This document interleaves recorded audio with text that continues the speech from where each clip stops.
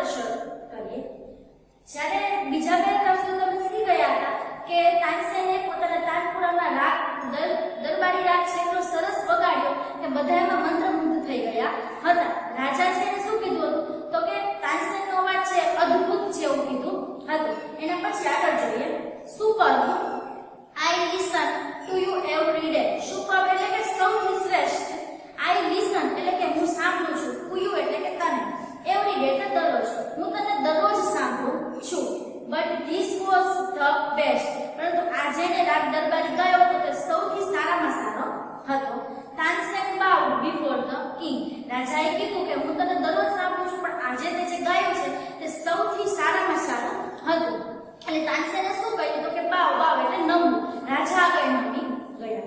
I think you have the most wonderful voice in the world, said the king, રાજાએ શું કીધું કે I think હું એવું વિચારું છું, મને એવું લાગે છે, યુ હેવ એટલે કે તારી પાસે છે, કોની પાસે તો કે તાનસેન પાસે, the most wonderful voice, wonderful એટલે અદ્ભુત, ધ મોસ્ટ એટલે કે સૌથી અદ્ભુત, વોઇસ એટલે અવાજ, ઇન ધ વર્લ્ડ, વર્લ્ડ એટલે દુનિયામાં, મને એવું લાગે છે કે દુનિયામાં સૌથી અદ્ભુત અવાજ તારી પાસે છે, રાજાએ એવું તાનસેનને કીધું। રિયલી વેલ માય લોર્ડ એટલે કે સારું, માય લોર્ડ એટલે કે મારા ભગવાન, ધેર ઇઝ સમવન એટલે કે હજુ કોક છે, હુ સિંગ્સ જે ગાય છે, બેટર ધેન આઈ એટલે કે હું ગાઉં છું એના કરતા પણ સારું ગાય છે। હવે તાનસેન આવું સરસ વગાડતો હોય કે દરબારના જેટલા લોકો છે તે બધા આજુબાજુમાં શું થાય છે, ભૂલી જાય છે।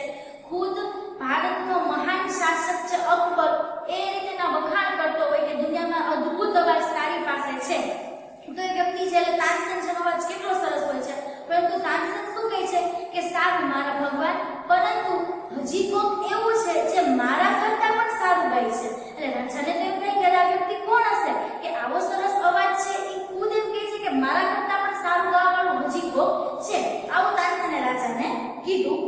Sad Tansen with a smile એટલે હસતા હસતા તાનસેને કીધું કે સારું ભગવાન, પણ મારા કરતા પણ સારું ગાવાવાળું હજી કોક છે।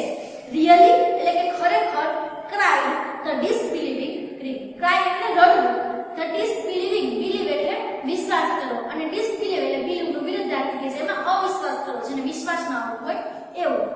પણ અહીં જે વાક્યના અનુરૂપ એટલે કે રાજા રડતા રડતા કહેતા નથી, રાજા શું કહે છે તો કે અવિશ્વાસની સાથે ખરેખર મતલબ કે તારાથી પણ કોઈ સારું ગાવાવાળું છે, ધેન ત્યારે I must have him, I must have him, I એટલે હું, મસ્ટ એટલે જે વસ્તુ ફરજિયાત કરવાની છે, હેવ હિમ એટલે કે તે વ્યક્તિ જે તાનસેન કરતા પણ સારું ગાય છે નહીં લઈ આવો। સિંગ ઇન માય કોર્ટ એટલે કે ખરેખર તો તે વ્યક્તિને મારા દરબારમાં હાજર રહેવું જ જોઈએ। Can you arrange it, asked the king, રાજાએ તાનસેનને પૂછ્યું કે ખરેખર તો એ વ્યક્તિને મારી પાસે લાવો અને અહીં હાજર રહેવું જોઈએ, શું તો એ વસ્તુ અરેન્જ એટલે કે ગોઠવણ, તાનસેનને રાજા પૂછે કે તું એ વસ્તુનું ગોઠવણ કરી શકે કે તારા કરતા પણ સારું ગાવાવાળા વ્યક્તિ છે તે આપણી દરબારમાં આવે। તાનસેન shook his head, શેક એટલે હલાવવું અને shook એનું ભૂતકાળનું, his head એટલે કે તેનું માથું, તાનસેને તેનું માથું ધૂણાવ્યું।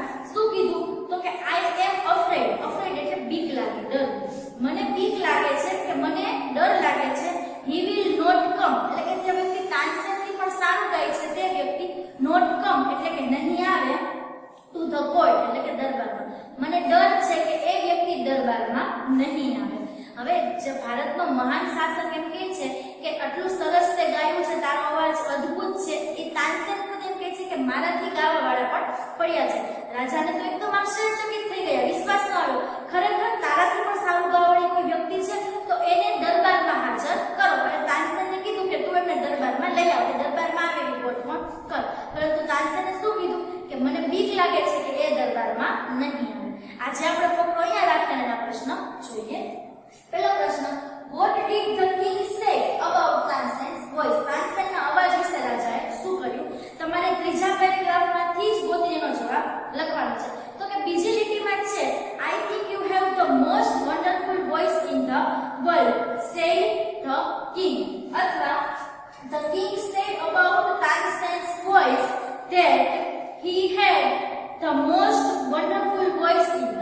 court. એના પછીનો બીજો પ્રશ્ન, did Tansen agree with the king? શું તાનસેન રાજા સાથે એગ્રી એટલે સહમત થયો કે જે અરેન્જ કરવાની હતી કે તું એને અહીં લઈ આવો છે, સરસ મજાનું ગાઈડ છે વ્યક્તિને, તો તાનસેને શું કીધું હતું કે મને લાગે છે કે તે વ્યક્તિ કદાચ આવશે નહીં, એટલે તે સહમત તો થઈ ગયો તો કે હા હું લઈ આવીશ અને એનું માથું બગાડમાં ધોળાવ્યું. તો જવાબ આવશે કે yes, Tansen agreed with the king. પછીનો પ્રશ્ન, what did he say? એટલે કે તાનસેન પહેલા એગ્રી તો સહમત તો થઈ ગયો કે હું એને લઈ આવીશ, પણ પછી એને શું કીધું તો કે I am afraid he will not come to the court. એટલે આખો જવાબ એ રીતે બનશે કે તાનસેન did નીકળી જશે તો agreed. Tansen agreed with the king but he said, પછી તમારે લખવાનું કે I am afraid he will not come to the court. અને સિવાયના ઓપ્શન હોમવર્કમાં આપી છે, તમારે પાકી બુકમાં લખવાના રહેશે. Thank you.